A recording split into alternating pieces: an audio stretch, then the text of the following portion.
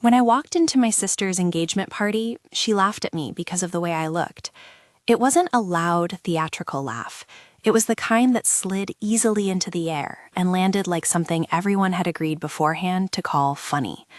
Evelyn's smile opened first, quick and practiced, and then the sound moved through the room like warm air. I felt it as a small physical thing, like a breeze lifting the edge of a paper and revealing what no one had said out loud. I am albino. My skin is very pale. My hair is almost white in certain lights. My eyes catch and reflect light differently. People notice. For years, those visible differences were the easiest story my family could reach for when we gathered. An immediate, tidy explanation for why I belonged in the background. She's delicate, they would say. She's quiet. More often, they called me the admin at family events, implying my place was to hand out napkins, refill water, fold chairs away. It's strange how a single, simple image, someone placed at the margins of a picture, becomes a rule people follow without asking if the person in the margin wants to stay there. The room was warm with strings of lights and low conversation. A banner arched over the food table, soft pink and gold, the letters slightly crooked from the tape. There was a hum of laughter and the soft clink of glassware. I could smell lemon and rosemary from the platter someone had cooked that morning. Guests leaned in toward each other, their faces lit the way the string lights lit everything. A little warm, a little forgiving. Evelyn stood at the head of the long table, in the middle of a nervous story about planning a honeymoon. She wore a dress she had picked out with the kind of confidence I had seen reflected in the mirror since we were children. Everything that drew eyes in the family somehow ended up with her. My mother was on one side, radiant and always the last to see what was happening in front of her. My father was trying to laugh at what he thought was a joke. My grandmother, seat bolstered by years of rituals, smiled as if the world should be pleasant. I had gone to the party planning to be small. That was my habit. Arrive early, put things in order, make myself useful. I had folded napkins into little fans. I had filled bowls with olives and pretzels and left them in the right place. You learn over years of being called the quiet one to let your hands speak while your presence is background music. Evelyn caught my eye as she introduced me. Her grin softened, the kind of look sisters exchange when one wants to keep a private joke. "This is Verity," she said, and the tone she used did the work of making an entire category. She does all the admin stuff at the courthouse. It was offhand. It was familiar. Laughter hovered and snapped like a small electric spark among the guests, the polite, reflexive kind you make when a narrative fits where you expect it to. Lily, my cousin 2 seats down, reached across the table and squeezed my hand. She has always been the one who notices without making a show of it. Her eyes told me she remembered 100 quiet conversations where I'd tell her about work, the cases I'd seen, the people who had come through the courthouse. She gave me a tiny nod. Not pity, not dramatics, recognition. For a heartbeat, I considered stepping in, correcting Evelyn, but a lifetime of training and restraint had taught me that correcting the record in public almost never works the way you hope. People prefer their stories. They like the tidy versions of others, because tidy versions are safe. So I opened my mouth and let the air hold the unspoken. Then Daniel turned toward me. He was young, polite in an old-school way, the kind of man who listens as if he cares what you say. His eyes lingered on me for a moment that felt longer than it should have, not with mockery, but with attention. He had met me before, I learned later, in a courtroom where he'd been involved in a corporate dispute. He remembered how I had sat at the bench and listened, how I had asked questions that left room for people to be real. He remembered things that my own family had not. "What do you actually do?" he asked. His voice was calm. There was no showy grandstanding, no pressure to be clever. It was as if he had asked a simple factual question, and the room would simply continue. But the kind of question he asked had the power to reduce whatever story the family had written about me, the admin script, the background music, down to nothing. It asked for the truth instead of the preferred version. We paused. Conversation tapered like a shoreline drawing back. Someone shifted their chair. The cutlery against a plate trembled. I thought of the many times I had let labels stand in for description, the times I had negotiated my way into the background because it felt less costly than the trouble of being fully seen. I thought of the courthouse lights, the way morning would come through the high windows and set everything in precise, honest lines. I thought of Lily's hand on the table and my grandmother's quiet approval, the small bones of family life that never demanded to see more. The word came out of my mouth slow and clear. Judge. One word. It rested between us like a new piece of furniture in the room that no one had measured for. It fit in the sense that it belonged. It was true and small and final. The room arranged itself around that one syllable. My mother's smile faltered. The lines where she kept worry for everyone softened out of sheer surprise. My father blinked, and the laugh that had been ready in his throat died like a light with a switch. Evelyn's face shifted in the way people shift when something they've practiced all their life has slipped off its rails. Her lips made the movement of laughter, but the sound never followed. It became a brittle, high thing, a small defense. A hush spread across the table. Not hostile, not reverential, simply the small, stunned quiet that marks a subtle moral recalibration. Daniel leaned back in his chair, as if to make room for the truth. He wasn't smirking. He didn't look triumphant. He looked as if he had finally been given the map to a place he'd been trying to understand.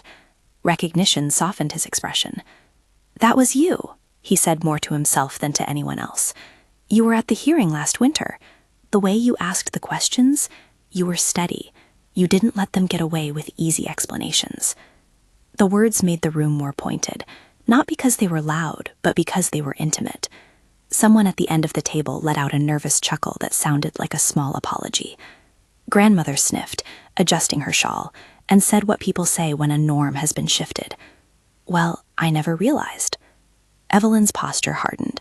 She reached for the script she'd practiced, the one that always put her center stage. "Verity," she said, and the name was sharp. "Don't make this your moment. This is about Daniel and me." Her voice had the edge of someone who feared losing the angle of light they were used to. She paused, as if looking for the laughter track. I didn't raise my voice. I didn't need to. I set the glass in front of me down with steady hands and looked at her. I was used to being disregarded. What I wasn't used to was the idea that I owed anyone else a smaller version of myself to make them comfortable. "You asked me what I do," I said. I answered. For a few seconds, no one spoke. Then Daniel's face shifted in another direction altogether. Not anger, but something like quiet correction. "If she told the truth," he said, addressing everyone as much as Evelyn, "we should have heard it. We should listen." His words landed differently than any of our family's usual defenses. They were not meant to shame. They were meant to reorient. For the first time that evening, someone outside our orbit had offered a new gravity. People tend to align themselves to the clearest pull in a room, and Daniel's focus pulled attention toward a small, honest center. The aftermath of that moment did not unfold as a dramatic public reckoning. There were no tearful confrontations with a crowd egging on confession. Instead, there were the slow, awkward rearrangements that follow whenever a family discovers someone hidden in plain sight. Apologies that sounded clumsy, text messages sent at odd hours, my mother asking me later that night if I had plans to talk to Daniel about his work contacts, my father standing in the hallway and saying, "I didn't realize," as if revelation could be tidied by the admission alone. Evelyn retreated to a quieter corner after the cake was cut. She pretended to sip champagne and laugh with friends, but the lines of her face, the ones that had always told a practice story, were taut. Later, she pulled me aside in the dim of the room, where the lights wrapped the chairs in soft circles and the music was a little too loud to bear serious words. She was smaller than she had been on stage. "You made that weird," she said. It was not an accusation that wanted to be heard so much as a confession about fear. "You could have kept quiet. Why did you have to say it like that?" I felt the old urge to apologize, to smooth the surface and step back into the role that had been assigned to me, to tell her that I hadn't meant to hurt her day. But standing there, close to her, I realized that her anger was partly fear in different clothing. She had always feared being ordinary. Being the center was how she held on to a version of herself that felt special. When the room's attention shifted, she had no idea how to be anything but polished and bright. The laugh earlier, that easy, reflexive dismissal, was partly a shield against something she didn't want to examine. "I didn't come to steal your day," I said. "You asked. I answered. I'm not here to make you small, Evelyn. I'm here to be myself." She looked away. "People will stop talking about me," she whispered. It was less about ego than a raw, clumsy fear of being ordinary. I understood that kind of fear, because family stories are often built as compensations for them. We cheer the person who can keep their balance on a tightrope, and sometimes we forget that balance means someone else is holding the net. After the party, the ripple that started at the table moved in small, human ways. My phone filled with messages. A cousin I hadn't spoken to in years admitting she'd always assumed I did clerical work. Lily sending a paragraph saying she'd never been surprised by my path, only by how rarely I'd spoken about it at home. Daniel sent a note that night that surprised me, a measured message acknowledging what he'd seen, apologizing for the way the evening had been handled, and asking if we could meet for coffee. His visit was not dramatic. He came to my apartment 2 days later, carrying a small box of pastries because he knew, from someone at the firm, that I liked almond croissants. He sat on the couch and asked me about the hearing. He asked me what it felt like to be in the room and to ask questions that mattered. He was remarkably uncurious about titles. He wanted to understand the person behind them. "You didn't demand attention," he said. "You took it when it was asked of you. That matters." There was an honesty in his words that felt like an offering. He told me he'd mentioned my name to colleagues who had once been on opposite sides of an argument in the room where I'd presided. He'd spoken of how steady I'd been, the way I listened. No one had made a drama of it at the party, he said, because we don't know how to handle quiet competence in social settings. People like things loud because it's easier to tell a story with volume. Quiet truth presses on the seam. He also told me that he'd never intended to unsettle things for Evelyn. He had not set out to make anyone feel small. "I only wanted to know who you were," he said. "I thought it was strange that someone with your presence would be described as admin." His voice was careful. There was regret in it, yes, but also something like resolve. "I can't unsee what I remembered about you. I don't want to be part of keeping people small."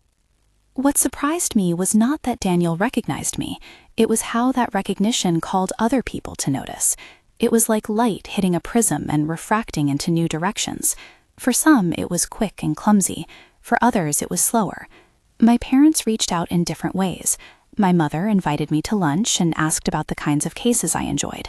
My father asked me not to avoid family events, and then tried, imperfectly, to actually listen when I spoke. Evelyn struggled with the aftermath in ways that were honest and painful. She called me a week after the party and asked if we could talk in person. She arrived at my apartment with a nervous energy that had no performance in it. She sat on the edge of my couch and looked at the coffee table like she was seeing it for the first time. "I don't know how to be ordinary," she said. "I think I thought if I dazzled enough, life would always feel like a story.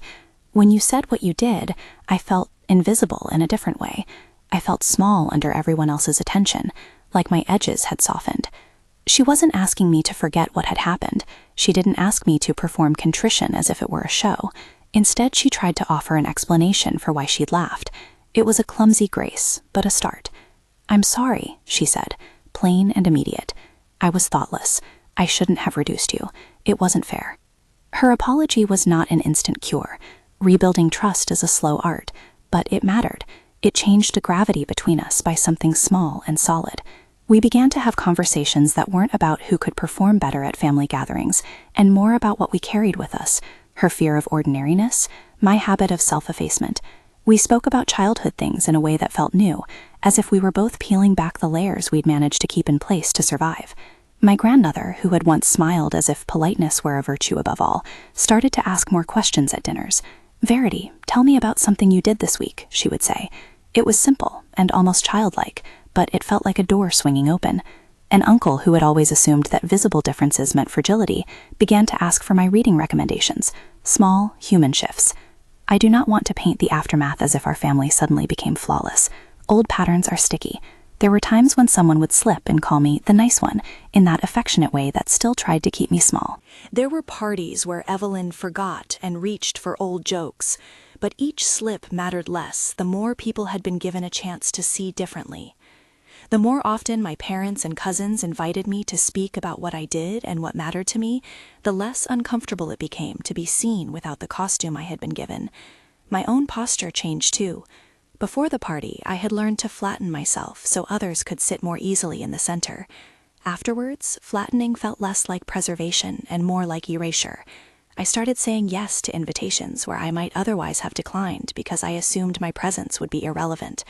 I let people see me at work in ways I hadn't. I began to answer questions about my life with more clarity and less apology. There is a danger in any narrative like this to imagine a neat moral, that a single truth will always set things right. That's not how it works. The truth in my case did not transform everyone overnight. Evelyn did not become a saint. My parents did not turn into flawless listeners. My family is still, in many ways, the group of imperfect people they've always been. What changed was something quieter and more persistent. The room learned to sometimes check its assumptions. The people I love began in small ways to choose curiosity over convenience. I keep remembering what Lily did that night, the way she reached across the table and touched my hand.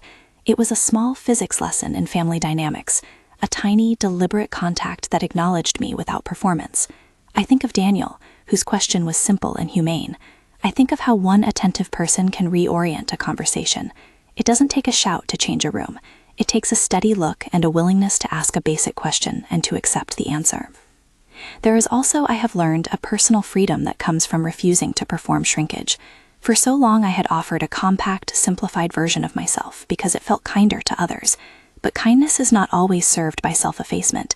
There is a dignity in inhabiting the full size of who you are, even when others want less of you. Saying judge at that table was not about grandstanding. It was an honest answer to a direct question. It was an invitation for the people around me to meet me where I actually stood. If you've ever been reduced by someone else's casual joke or silence, I would love to hear about it. Leave a note in the comments. Names aren't necessary. Details aren't required. Just knowing we've noticed the same thing helps sometimes. When I think back to that evening, I do not remember shaming anyone. I remember a recalibration of attention and the gradual human work of learning to see differently. I remember how Evelyn and I sat together later on the couch, and how her hand found mine as we spoke of things we had never admitted aloud. I remember my father, awkward and genuine, listening as I explained a case without simplifying the roles like they were ornaments. I remember the small, sustained comfort of being recognized for what I actually do. People sometimes ask me if being albino made the evening harder. Being visibly different certainly made the joke easier for others to make. It made their shorthand, a quick laugh, an easy label, accessible. But the condition itself did not make me less capable, and it did not determine my choices.